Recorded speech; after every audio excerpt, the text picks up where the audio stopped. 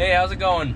Today we're not farming at all, and in fact I'm not even on the farm. I'm in Brookings where I go to school at, and today I'm gonna actually be at a conference. I've been asked to come and talk about my YouTube channel and how I got started, and so it's gonna be at the Swiftel Center, and it's been snowing.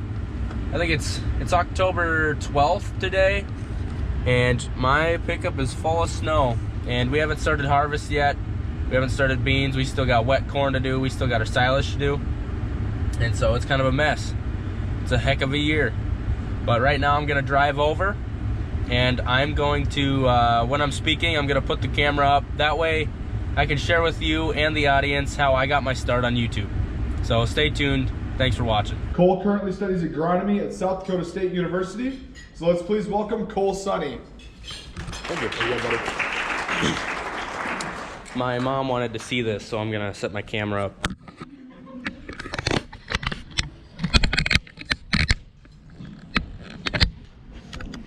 All right, that was a pretty good introduction. That took out about 5 minutes of my speech today, I guess. So like he said, my name is Cole Sonny. I'm from southeastern South Dakota, kind of by Mitchell. And I've been asked to come here today and talk about how I got my start on this YouTube channel. It's called Sonny Farms, and I started it about year and a half ago. And so I was pretty fortunate. My brother actually just got done making that logo for our semi trucks, and so I just kind of borrowed it from him and threw it up here. So it kind of started when I was sitting in my dorm room. I was a sophomore in college, currently a senior, like he said earlier. And obviously I'm into agriculture quite a bit because I grew up on a farm, and I was into drones a lot. I like flying. I've owned quite a few small-scale helicopters and stuff that I like to crash and break and waste money on.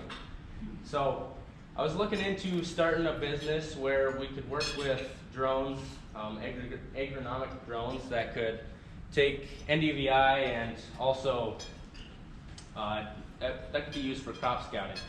And so I was looking at getting a drone. It was probably going to be pretty expensive, and I was doing a lot of research on that, trying to figure out what would work best and how I could help producers in our area.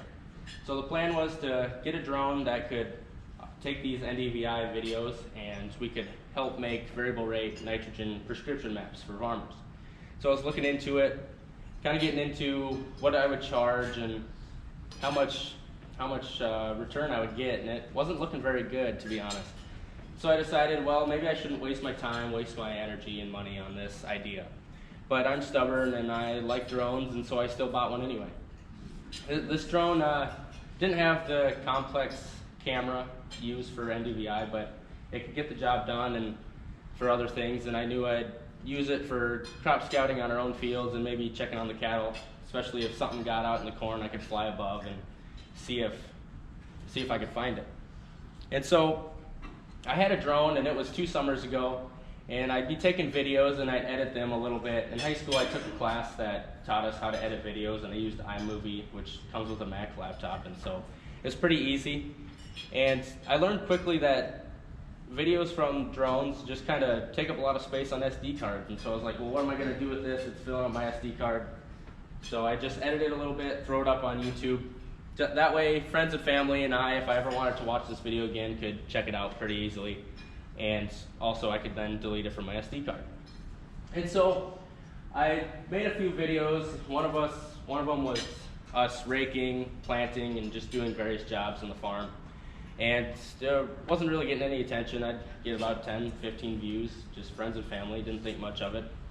But then I came back to school, and I like to go home every other weekend. That way I can help on the farm and also, get that college experience that we all need to do, get away from the farm a little bit. And so I came to harvest time basically a year ago from this time, and we were going out, we were going to start soybean harvest, and so I brought my drone out, took some video of it, edited it, threw it up on YouTube, and I looked back the next day and it actually had quite a few views, more than 100, and I was like, wow, this is pretty crazy, 100 views, big time. And so I kept following it, and it eventually got to 1,000. I'm like, wow, that's pretty crazy. 1,000 people saw us farming here in South Dakota. And so we got done with soybeans and we started going into corn harvest, and I brought my drone out again, took some video, thought it was really cool, watching us catch on the fly, dump into trucks and haul it away. And so I put that one up, and next day it had 1,000 views already. I'm like, wow, this might get to 10,000 views pretty quickly. And so I thought I had something here, and with those views I was starting to get a few subscribers, 2, 3, 5 a day. Nothing big, but it was going pretty good. And so that was in October, November, early November. And then it was getting into December, and it's been a while since I put out a video. Things kind of start going a little bit slower after a few days after you put up that video. Your views start going away. And so I was like, well, I got to put out a new video. And we have on our farm we have 4 different feedlots, and also we have our cabin pasture, which is about 17 acres right next to our house, and we have some bottomless bunks out there that we feed our cows when they're getting ready to give birth and have their calves. And so I thought it'd be a pretty good video if I could show just how we mix our feed, mix the ration, and feed our cattle. And so it was, like I said, December. It was about 20 degrees, pretty windy, and I probably shouldn't have took my drone out that morning, but I'm stubborn and I did anyway. And so I'm trying to take video, and it was cold, and so I was in the tin shed, looking out the window, trying to watch my drone, and the transmission went away for a minute. And I'm like, well, that happens sometimes. Maybe I'll just walk out, go find it, get a little closer, and the transmission will come back. And well, it never did. And so it turned out, I found it crashed on the ground. It turned out I flew into a grain bin because it was cold and I wasn't watching very well. So I was pretty upset about that, obviously, and I didn't know what to do. I'm a college student, so I don't really have $1,400 laying around to buy another drone. And I was like, well, maybe it's time to grow up and not just waste time, waste money on drones and stuff like that. Well, the next day I get a call from my grandma, and she was deeply upset that the drone broke, and she said, Cole, I love your videos, and I love watching them with your grandpa, and I'd really be sad to see you quit making videos, and so we're gonna send you a check and buy another drone for you. And I was speechless. I didn't know what to say. I didn't feel like I deserved it, but she said she really loved the videos, and I thought the least I can do is make more videos for my grandma and grandpa that have just purchased a new drone for me. So I got a new drone, and about a month later, and so I decided, well, I might as well try and make that video again. It was a little bit warmer. It was above 32 degrees, and there was almost no wind, and we were actually grinding hay this morning. So I was like, even better, make a better video. And so we were grinding hay, we're feeding the cattle. I took a video of it. I put it up on YouTube. I just looked yesterday. For the first 28 days I had that video up, I was getting about 100 views a day, which was pretty decent. But then all of a sudden I started getting 1,000, 2,000, 3,000, 4,000 views a day, and I was like, holy crap, there's something here. And it's taken off. It goes to 100,000, and actually right now, I can scroll down actually just a little bit. That video is right here, and it's currently at 337,000 views. And so yeah, that's my best one. And when I was getting those views, I was getting subscribers like crazy. I was getting 70 a day, which I've never seen before. I was really excited. So I thought there's something here, and I was getting comments on this video like, man, you should explain things, vlog. And at the time I was watching a lot of, I'm sure people have heard of the Minnesota Millennial Farmer and Welker Farms and Brian's Farming Videos, people like that. I've been watching a lot of those videos, and I was thinking, man, maybe I should start vlogging a little bit, be more interesting. But I never really decided on when I would start, and I don't know, it's weird talking into a camera. It's hard to get used to, and so I didn't really know when I was going to start. Well, I come home, I go home every other weekend, ask my dad, what are we doing tomorrow? And he says, well, we're going to pelvic measure, vaccinate our heifers, and we're going to vaccinate our bulls. I'm like, oh, okay, cool. And he said, yeah, the vet's coming out, and you should take a video of it. And I'm thinking, well, that'd be kind of a boring drone video, wouldn't it? And he said, no, just talking to the camera. And I'm like, well, I guess I can. I didn't really know what I was doing. All I had was my iPhone 6 at the time, and so I'm just holding my iPhone out, talking into it. And if you were to watch that video, you'd kind of see me like awkward and quiet. I didn't enjoy talking to the camera around people, but that video, it didn't turn out the greatest, but I did it. I talked to the camera, I started vlogging, and so I was like, well, I guess I've done it, I can keep doing it. So my next 5 videos, they were all with my iPhone 6, and There wasn't this fancy clamp on it, that's for sure. So sometimes I just set it. One time I even stuck it into the snow to hold my phone up when I was working with both my hands. And so, yeah, it's kind of the humble beginnings, I guess you would say. And so that was wrapping up into April and May, right before I was done with my junior year. So it would have been basically right before last summer. So I was like, well, I might as well get a good camera. After you get past 1,000 subscribers, you can actually start making money on YouTube. And so I was making like $3 to $4 a day, which isn't crazy, but if you multiply that out, you can about pay for a camera like this in a year. And so I was like, that's a pretty decent investment. I'll just buy a camera. And so I got that right before summer started. And I remember right when summer began, I had about 2,000 subscribers. And so I was working my way up, and I actually set a goal of having 10,000 subscribers this coming Christmas. And right now I'm at 27,500, so I broke that goal, which is pretty nice. Yeah, I was not expecting that. Anyway, so starting the summer, 2,000 subscribers, and I'm sure everyone knows that it was wet. It was super wet, and we were just trying to get things tilled, trying to get crops in the ground, and so we were just going through the struggles. I was making videos that wasn't going crazy, maybe 10, 20 subscribers a day, but once again, I'd always multiply it out and be like, man, that's almost 2,000 in a year. That's pretty good. And so it finally came to haying season. And so I was like, well, I'll make a video. I'm raking. My dad's going to be baling. Put the drone out there, get some good video. And I remember he was going across the field, and it was the tractor, the baler, end gate open, dumped out a bale, and I was like, man, that's a really good thumbnail. That's going to look good on YouTube. And so I put that video up, and next day, 10,000 views already. Like, I've never seen numbers like this before. And so I was pretty excited. It was going really good, and I was like, well, I got some momentum. I'm going to try to get another good video out there, see if I can keep going, keep getting subscribers. And so I asked my dad, well, let's bring all of our machinery together. I'll do a little machinery tour, because I've seen other bigger farming YouTubers do that. And they got pretty good views on their videos. And so I brought all the tractors together, and I was thinking to be there, but it's not. And made that video, and next thing I know, I'm getting 200, 300, 400 subscribers a day. I'm just dumbfounded. I didn't think this was going to happen. It's going like crazy. And so, of course, like I said, it kind of slows down after that. You got to get them good videos out there to get a bunch of subscribers in a day. But so it was slowing down. I just kept going throughout the summer. And actually, I got an email from YouTube, and they said, we've noticed your big increase in viewers and subscribers, and we do this thing, we've been doing it for the last 2 years, where if you've been gaining a lot of momentum, for 24 hours you get put on the trending page. And I kind of thought it was a joke, because why would I be on the trending page? And sure enough, the next day at 8:07, my channel was on the trending page, so everyone in the United States that went to that page could see my channel. And there's a lot of statistics and analytics that YouTube gives you that you can look at, and I can see minute by minute, hour by hour, and day by day views. And so I went to the minute by minute, and I was getting about 20 to 30, and then right as 8:07 hit, spiked up to 80, 100, 120 views every minute. I was like, holy cow. And I'm sitting there with my dad in the morning before we started feeding, and every time I'd refresh the page, I'd have 10, 20, 30 more subscribers. I was just like, this is crazy.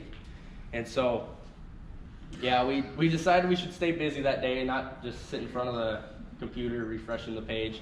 But at the end of that 24-hour period, I had 160,000 more views and 1,800 new subscribers. And with all that, I got a little attention from KDLT, and they came out and they did a story on me. And so that was pretty exciting. It was a pretty big week for me, being on the trending page and then being on TV. And a lot of my friends and family reached out and said congratulations. Yeah, I don't know, it was pretty exciting. And so kept going. The rest of that summer was okay, nothing crazy happened. We just kind of started putting cover crops in, kept haying. We actually just we finished our grass about 3 weeks ago, and usually we get that done in June. And so it was just too wet. Some of our lower ground was really wet, and we couldn't even get in there. We'd get stuck. And so Yeah, coming back to school, I knew that I was going to put a lot less videos out because I'm here basically 2 weeks at a time. And so I've been, every time going home, just trying to get a good video out there. And it's been a little bit slower, but I've been getting contacted by, since then, I've been contacted by different companies asking maybe to review a product or talk about something. And that's been pretty interesting, but a lot of it, you know, people just want stuff for free, and so you gotta be cynical and skeptical about things, and can't just go ahead because it sounds like you gotta do your research and make sure that nothing shady's going on. And so, yeah, getting into what the future holds for me and Sunny Farms, I guess. You know, like I said, people are contacting me. Hopefully, I get a sponsorship. I'm a pretty small channel right now, but if you've seen people like the Millennial Farmer, he's been able to demo Delta tracks and 9RXs and big machinery, and of course, why wouldn't I want that? But so hopefully that comes at a later date. It'll take a while for sure. Also merchandise, that's one big thing that a lot of YouTubers dive into, just means for a little extra income. And so I'm actually working with a company right now, and we should have that stuff out here in a few weeks. There'll be shirts and hats and maybe some can koozies and other things like that. And so getting into this, a lot of people ask many different questions, and one of the biggest questions that I get asked most frequently is what my dad thinks of this. And I don't know if it's because they think he's old and he doesn't know how to use technology, which that's fair. He actually, I would say he's very supportive.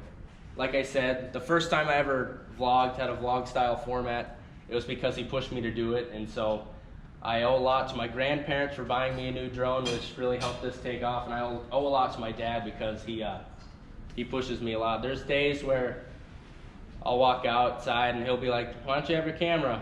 And I'm like, "Well, I just made a video yesterday." And he says, "Well, it's gonna be a pretty interesting day, so you should bring it along." So there's been many times where I didn't want to bring the camera out, but I did it because he told me to, and ended up making a video that's been the best. That's one of the best videos that I've ever made. And so there's also times, I mentioned thumbnails. I'm pretty big on thumbnails.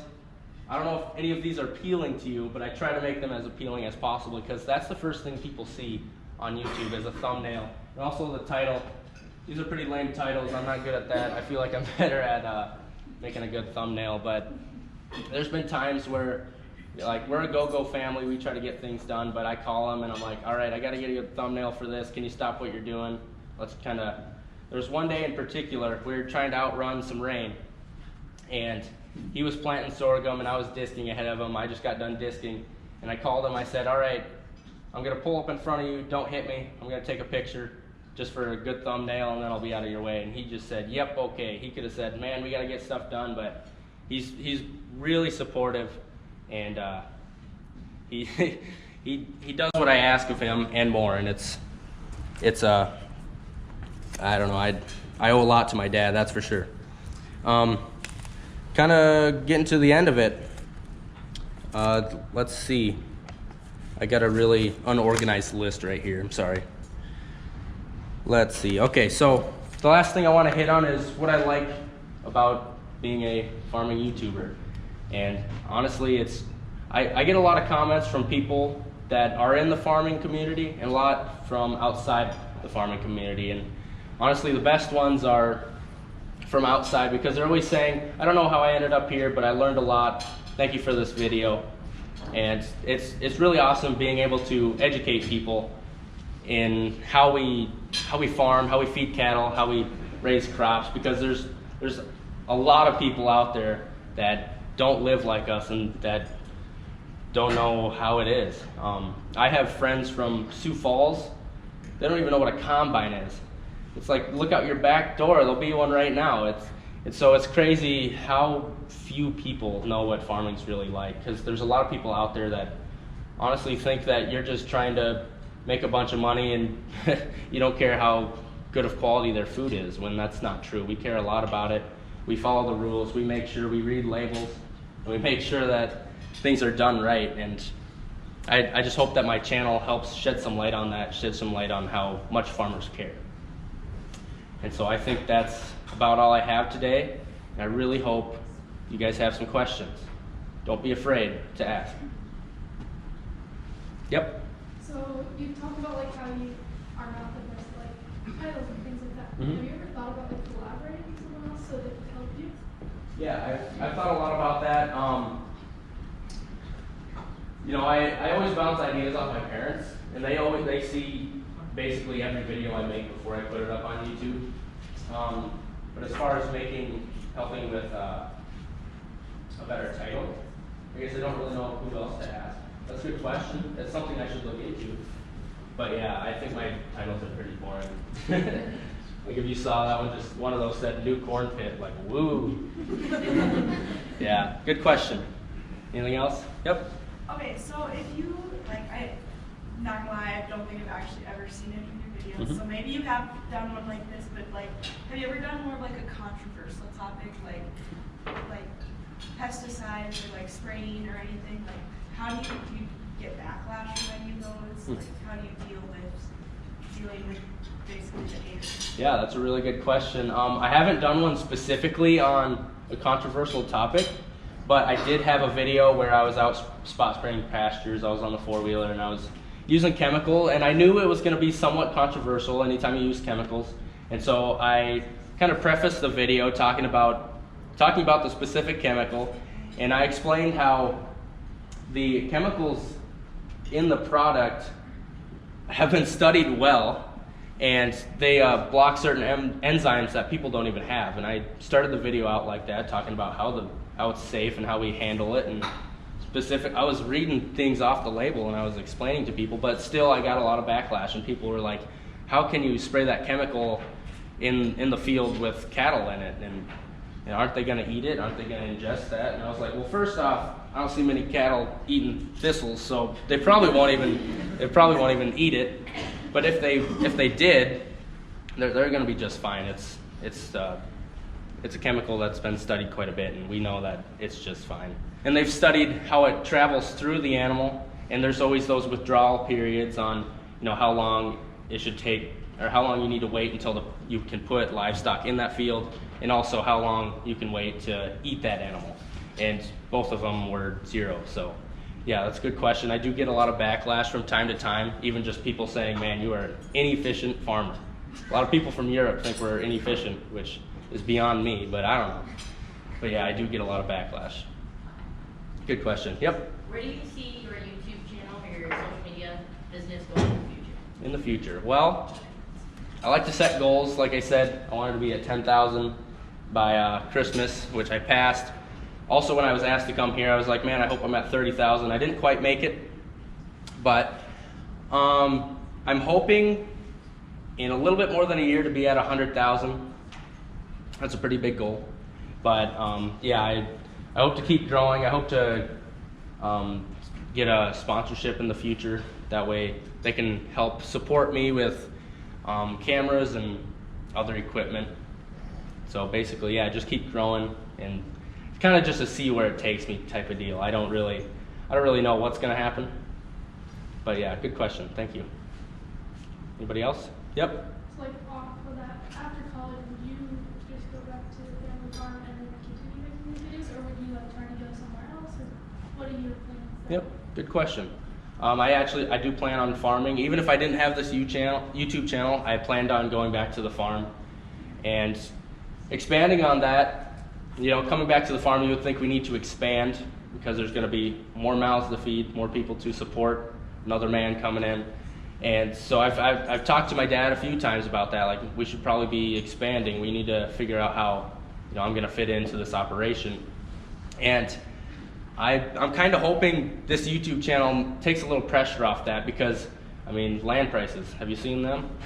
They've been going down a little bit, but it's hard just to expand when you want to, and it's hard to just get bigger just whenever. So yeah, of course we would like to expand. Most farms would like to expand, but I do plan on coming back to the farm and continuing making videos. Yep. I saw a question over here. I had the same one. Okay, good. Yep. How much time would you say you invest That's a good question. So before I get into that, I spent, before I started getting quite a few subscribers, I spent hours and hours. Like, I would be in class. I took emerging technologies with Franzen. I don't know if I was talking to you. You're in that? Yeah, I didn't listen to that class at all. I was always on my laptop. I hope he doesn't see this. Anyway, I was always on my laptop figuring out how I could edit my videos better and just make better videos, better content, and also just watching other farmers make their videos. But when I make my own video, you know, in a typical day, this kind of wastes, when I'm filming, it kind of wastes or takes up about an hour extra. It makes me take a little bit longer because I'm explaining stuff. There's many times my dad will drive by sometimes and he'll see me just sprinting outside the tractor, and I always slap the camera on a piece of the drill or something like that. And so there's times where I'm just stopping the tractor and moving the camera just to try to make my videos a little better. And then once I get it into my laptop and start editing it, it really only takes an hour and a half to maybe 2 hours. And so it's not too bad. Yeah, it doesn't take too long, and then usually I put it up either the next day when it's the summer. Right now, if you saw, I actually uploaded a video like 3 hours ago. Okay, never mind. I'm trying to lengthen them out and kind of spread them out, try to put them out every weekend. So when I go home, I like to make 2 or 3 videos because I'm not always home. So yeah, it doesn't take too long to edit, and it's definitely worth my time. Yep. So like now that like you're doing all this video editing and all this like social media stuff, so like looking back at like the classes you took in school, like some of your like are SGR 4s and 3s that are more like diversified classes. Do you wish you would take more of like a media type editing class? That's a good question. Like that? Yeah, I've definitely thought about taking like maybe videography or something, classes like that. Honestly, speech class maybe has helped me because I was kind of nervous coming here and speaking in front of so many people today. This is the most people I've ever spoken in front of. But besides that, honestly, the most important classes I've taken were specified towards my major, like weeds, because I'm not a very funny person, and so I fill the funny gap in my videos with just science and information. So yeah, that's just kind of how I lengthen out my videos, is talking about, you know, how this chemical works or why we're feeding cows this ration and stuff like that. Anything else? Yep. So I know you said, you know, sometimes you don't even plan on taking the camera out there and your dad has to bring it, but other times you're making videos, you just kind of come up with something, you're like, oh, this would be cool to make a video of that day, or you kind of have a list of things you want to make videos of? Yeah, well, there's definitely a few things where I'm like, man, when we start doing that, I definitely need to bring the camera with me. But usually I live pretty day to day, and it's usually the night before I ask my dad, what are we doing tomorrow? And then I think, would that be worth it to bring the camera with? And then I just go with it, basically. Yeah, but there's a couple times where I knew it would be a decent video, but it's kind of mentally draining. You know, it's one thing to be sitting in a tractor and making sure everything's working, making sure you don't have a row plug. But when you're also thinking about, man, I gotta, talking to the camera, I gotta say something, and I stutter a lot, and I have frequent pauses, and it's kind of hard to edit sometimes because I'll be talking and then it'll just not make any sense. It's kind of a mess. Like, usually when I start editing, I have about an hour and a half of different stuff, me talking and just equipment running, and then I compress it down into 10 minutes. So there's obviously a lot that I gotta cut out of there that just doesn't make any sense at all. But yeah, I definitely do plan ahead a little bit on what days I'm gonna bring the camera out with me, but most of the time I just live day to day. Yeah. All right, good questions. Looks like that's everything. All right, thank you very much. I was really excited to come here, and it was definitely a fun time.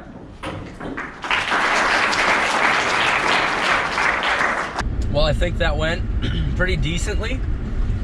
Sadly, when I walked out of there, it was still snowing, so you win some, you lose some, I guess. I want to say a special thanks to Joanna Jorgensen for inviting me to that event.